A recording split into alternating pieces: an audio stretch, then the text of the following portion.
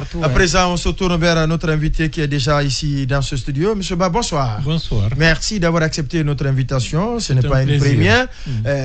On parlait du dernier cas, la situation de Amadou Julde Diallo et notre interpellation. Bon, vous savez, la situation est regrettable. Ce qui arrive est fortement regrettable. Son arrestation ou ce qu'il a dit? Au-delà de tout ça, il y a une atmosphère qui n'est pas du tout sereine dans ce pays. Les gens qui ont un certain âge, qui devraient faire preuve de pondération, de capacité de retenue, se livrent à des épanchements qui, en certaines circonstances, ne devraient pas être. Et donc, que ce soit ce monsieur Diallo qui est interpellé, que ce soit des propos de plus hauts magistrats du pays, dans un contexte où le pays est d'une extrême fragilité, je trouve que c'est déplorable. Il y a une culture de violence dans les propos, dans les manières de faire, donc, qui ne s'y est pas. Selon vous, si le président de la République estime être offensé ou atteinte à l'intégrité, ou incitation à la haine, il faut laisser passer pour ne pas rajouter à non, pas du tout ça. Déjà, il y a un fait général. Il y a une certaine forme d'impunité dans ce pays. C'est toujours à double vitesse. Il y a des propos qui ont été tenus par des gens d'un autre bord qui sont aussi graves ou plus graves que ce que M. Diallo vient de dire et qui jouissent d'une totale liberté, voire même d'une impunité. De quel bord? De la mouvance présidentielle, notamment. Et vous savez qu'il y a des actions qui sont menées sur le terrain pour aller investir des lieux sous prétexte que ça appartient à tel groupe autochtone ou tout ça. Tout ça, c'est d'une... Vous faites référence à Cheikh Afan et le... Cheikh Afan qui agit impunément. Ce sont des choses... La Messanie. Entre autres. C'est pour dire que si la loi est appliquée à tout le monde, sans discrimination aucune... Comment il est hors la loi? Il est devant la justice. Le procès a été renvoyé combien de fois? Oui, mais la justice est longue. Et jusqu'ici, donc quand vous dites il est hors la loi pendant que son dossier est en justice, quand ça concerne d'autres, le procès il est très exclusif. Ça contredit ce que vous pensez. Non, je dis c'est ce que les gens pensent. Et les faits, le jugement, allez-y. Non, je veux tout simplement dire, dans un pays, si on veut l'apaisement, si on veut la paix, on veut la sérénité, d'abord, il faut refuser systématiquement l'impunité, de quelque bord que ce soit. Que ce soit du bord de ceux qui émargent dans l'opposition, que ce soit du bord de ceux qui sont au niveau de la mouvance présidentielle. Le problème existe à partir du moment où il y a une double vitesse. Et là, dès qu'on sanctionne d'un côté, les gens vont parler d'injustice et de déséquilibre. Donc, il faut que de ce point de vue, l'impunité soit combattue. Deuxièmement, il faut que tous les responsables de quelque bord que ce soit sachent que lorsqu'on a la parole publique, on ne doit pas venir dire du n'importe quoi au risque de mettre le feu aux poudres. Par exemple, imaginez, il y a eu quelques années de cela à Sigri, dans une radio, quelqu'un a accusé d'une femme d'être une sorcière. Et cette femme a été lapidée pratiquement à mort.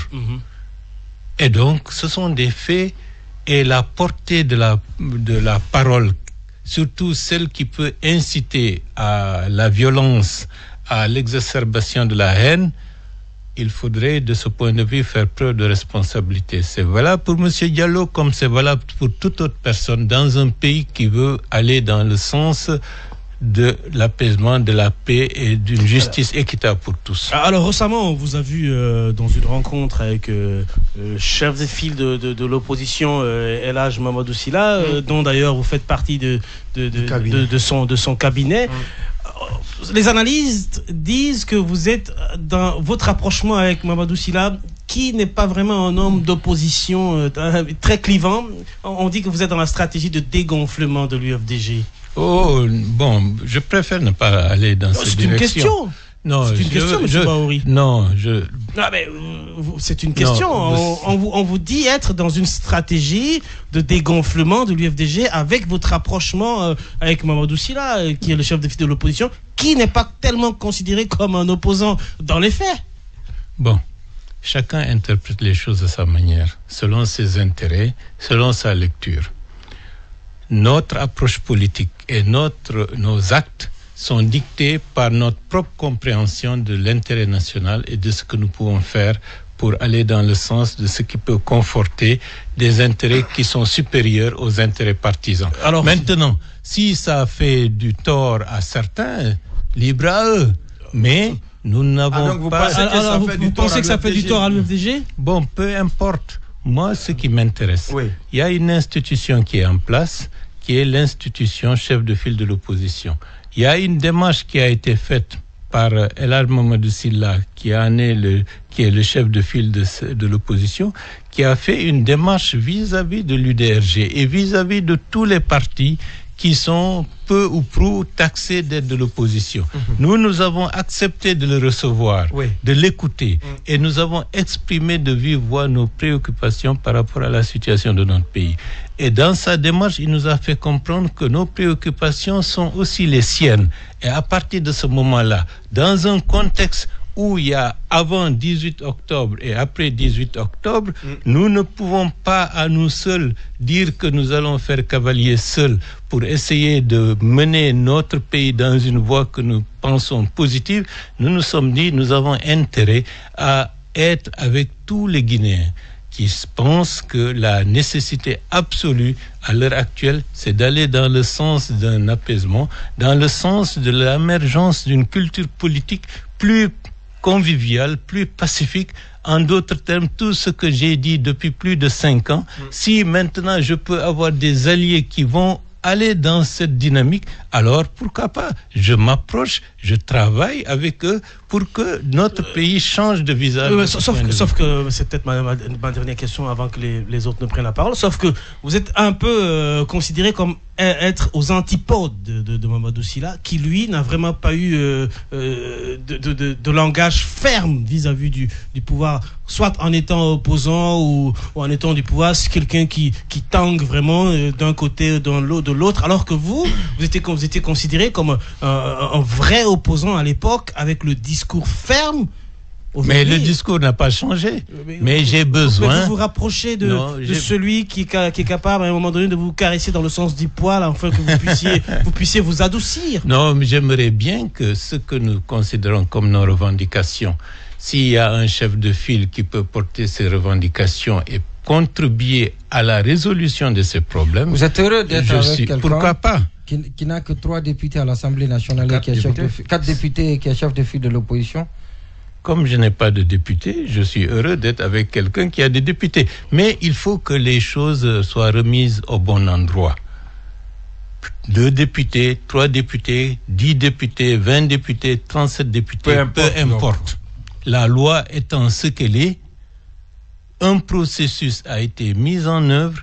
El Hadj Mamadou Sylla, qui a le groupe de députés le plus nombreux et qui émerge dans l'opposition, et de par la loi, le chef de file de cette opposition. Dans cette émission, on s'est interrogé à beaucoup qui sont interrogés sur votre attitude, et parce qu'ils estiment que vous êtes battu contre les élections qui n'étaient pas inclusives, et celui qui est le produit de cette élection, en l'occurrence Mamadou Sylla, subitement vous faites alliance avec lui et vous êtes dans son cabinet. On estime que votre démarche elle est totalement contradictoire. Une alliance qui n'est pas loin d'une allégeance. Voilà, on dit que c'est une alliance contre nature. Voilà, vous êtes battu contre quelqu'un et vous faites alliance avec lui. Non, vous savez, les gens ignorent l'histoire. Beaucoup de gens, surtout dans notre pays, c'est comme, j'allais dire, c'est une méconnaissance des processus historiques et de la manière dont on résout les conflits. Chiang Kai-shek et Mao Tse-tung étaient en conflit, guerre civile, avec des centaines de milliers de morts. Lorsque le Japon a envahi la Chine, les troupes nationalistes de Chiang Kai-shek et les troupes communistes de Mao Tse-tung ont conclu un pacte pour faire la paix, pour faire face en commun à l'envahisseur nippon. C'est lorsque Nelson Mandela, emprisonné pendant plus de un quart de siècle par l'apartheid, les circonstances ont amené l'apartheid à se rendre compte qu'ils ont atteint leurs limites, il faut changer.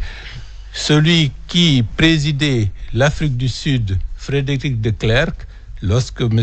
Nelson Mandela était en prison, était celui qui, par la suite, a ouvert la prison pour que Nelson Mandela ressorte et que, par la suite, M. Nelson Mandela est devenu président de l'Afrique du Sud, Frédéric de Klerk est devenu vice-président. C'est pour dire que l'histoire, ce n'est pas ce que je veux ou ce que je désire, c'est ce qui doit être si on veut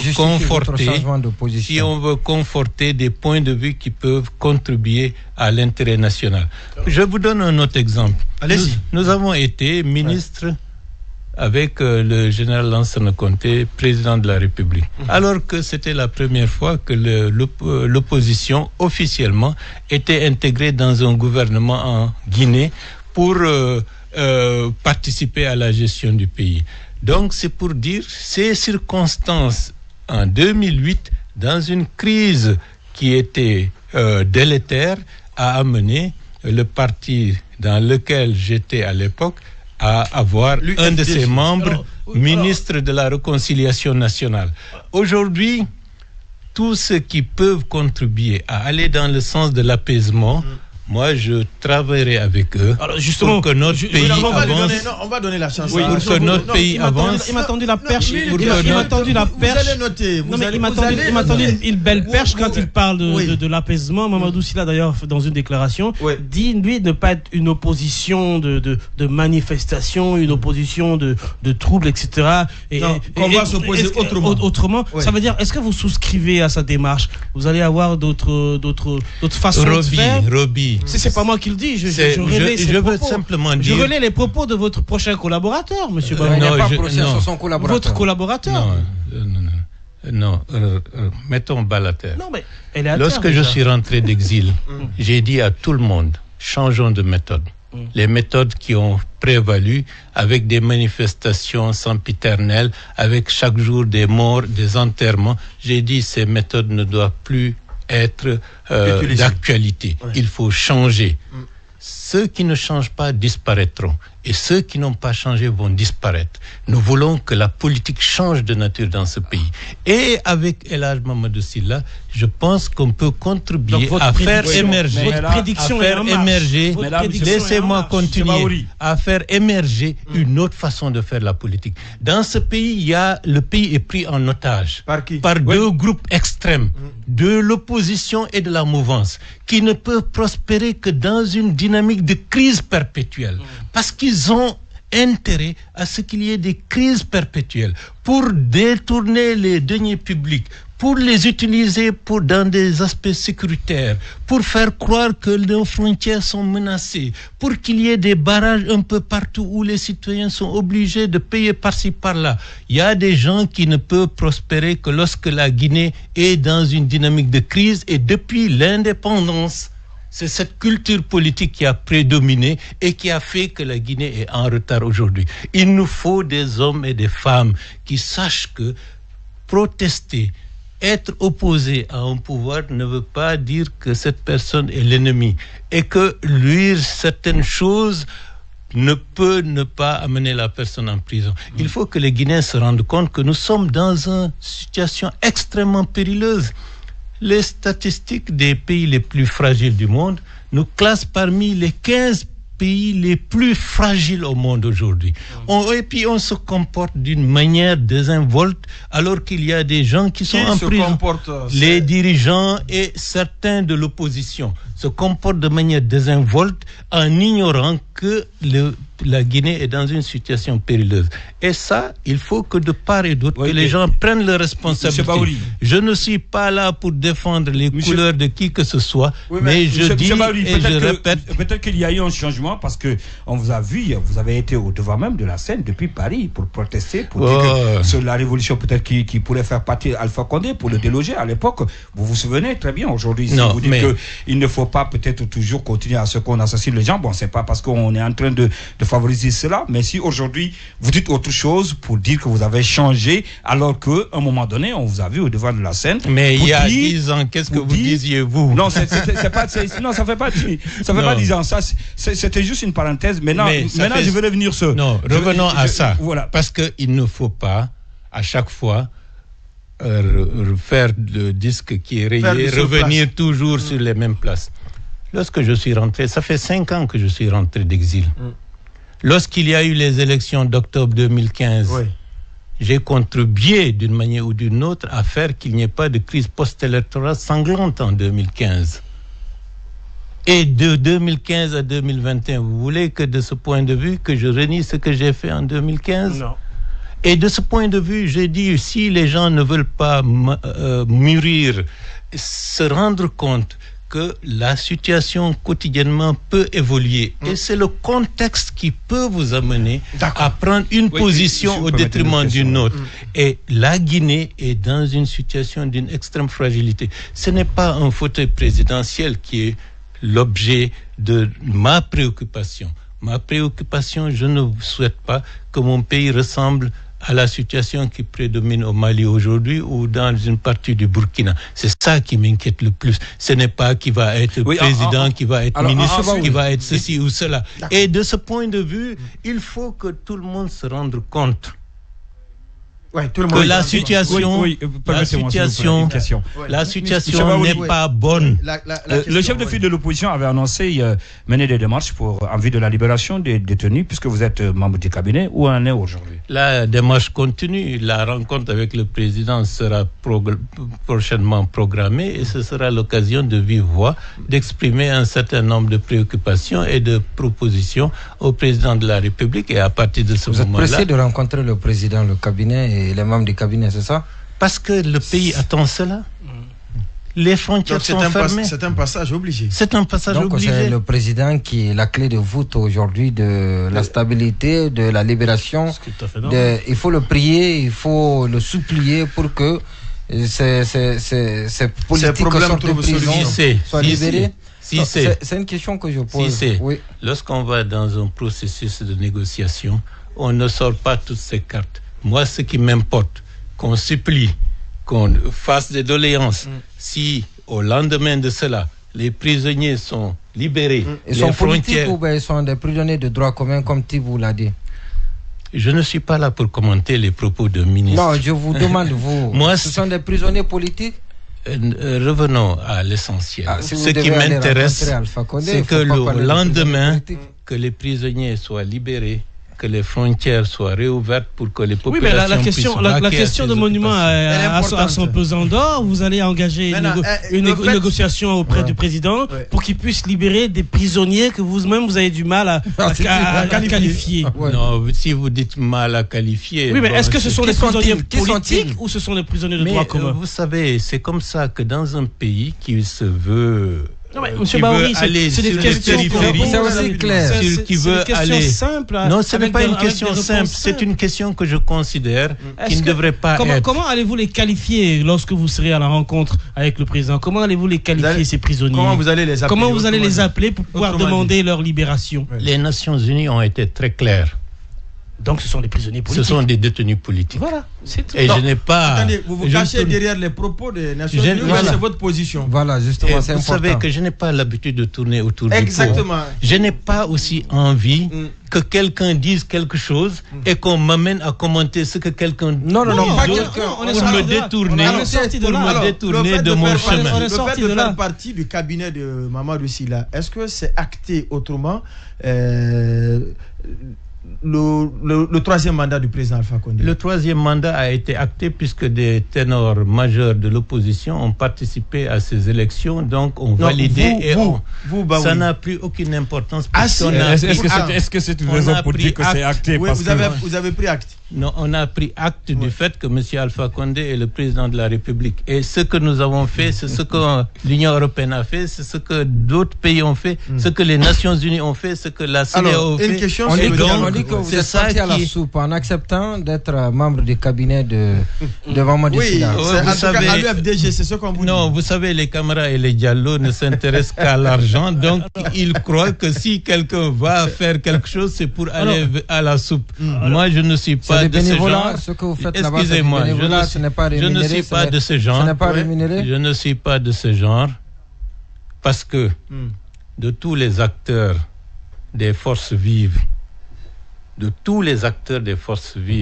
qui ont joué un rôle majeur, Et Bahouri a été un de ceux qui ont été en première ligne dans le cadre des forces vives. C'est Bahouri seul. Et ça, je le dis. Qui n'est pas encore allé à la soupe, qui n'a pas été ministre, qui n'a pas été député, qui n'a pas été rémunéré. C'est parce qu'il n'a pas voulu. Excusez-moi, Condé. C'est parce que vous ne l'avez pas voulu. Non, qui n'a pas été. Le temps ne vous non, laissez-moi terminer. Laissez-moi terminer. Oui. Qui n'a pas été rémunéré pour quitter ce mais qui a été exilé pendant 5 ans, qui a subi une tentative d'assassinat, qui a été calomnié par tous les noms. Et aujourd'hui, j'ai l'honneur d'être vivant et de continuer le combat démocratique. Oui, mais vous avez été président. Mais vous avez été président d'une commission au sein de l'éducation, même si vous n'êtes pas, vous n'avez pas été nommé en tant que ministre. Ça, c'est une autre façon aussi de gérer. Ça, c'est la gestion. Mais j'ai fait combien d'heures là-bas? Il a démissionné tout de suite. Donc, alors, vous voyez, vous n'avez pas été ministre. Ça n'a pas de sens. Monsieur Ba, vous n'avez pas été ministre député parce que vous ne l'avez pas voulu. Parce que je considère. Parce que le temps n'a pas été clément. Non, je considère que la manière dont mon pays a été dirigé pendant tout ce temps-là ne me convenait pas. Et je l'ai dit. C'est la raison? C'est l'une des principales Parce que nous avons déjà envoyé beaucoup de ministres dans les gouvernements successifs. Alors, à l'époque, vous étiez fort dans le parti. Bon, de toutes les façons, ce n'est pas ça qui m'intéresse. Le gouverner autrement. Ce qui m'intéresse aujourd'hui, mon pays est dans une situation très difficile. D'accord, on va le laisser dire. Et il faut que nous parvenions à changer le cap de l'orientation de la Guinée d'aujourd'hui. C'est important. Et tout ce qui doit être fait pour que ce cap soit changé, je suis prêt à le faire dans ce sens. pour que la Guinée ne sombre pas. Plus de questions. Oui, le gouverner autrement. Le gouverner autrement. C'est ce nouveau cap-là que vous fixez le gouverner autrement. Je vous fais une confidence. Lorsque je suis rentré définitivement en 1986, j'avais écrit un petit bouquin qui était intitulé La Guinée autrement, où dans une large mesure, j'indiquais ma position par rapport à la situation qui prévalait avant et mes orientations pour le futur. Et grâce à Dieu, ces textes vont être publiés dans les prochains jours, réactualisés. On ne changera absolument rien du tout pour que les gens jugent. Non, on ne va même pas améliorer. On laisse les choses telles quelles parce que la dernière ligne a été écrite en fin janvier 87 et pour montrer qu'au bout de 34 ans, qu'est-ce qui a changé par rapport aux positions politiques de Bahouri. Et là, je suis heureux de constater que je reste toujours fidèle à mes préoccupations et à mes idéaux de ma prime jeunesse. Et dans ce pays, comment peut-on penser qu'on veut être à la soupe? C'est une insulte pour les gens. C'est une insulte pour ceux qui sont morts. C'est une insulte pour la mémoire collective de ceux et de celles qui se sont battus pour que les choses changent. Comme si se mobiliser, s'engager pour son pays, c'est pour aller à la soupe. Quelle soupe? Combien de gens sont morts pour que ce pays avance, pour qu'il y ait la démocratie? C'est vous qui vous qualifiez entre Et donc, ceux qui ont ramené la politique à une histoire de soupe, c'est tout cela qu'il faut, avec l'aide de Dieu, mettre de côté. C'est Cellodel Ndialo qui l'a dit, qu'ils veulent aller maintenant à la soupe. C'est dur d'être dans l'opposition. Moi, je ne commande pas.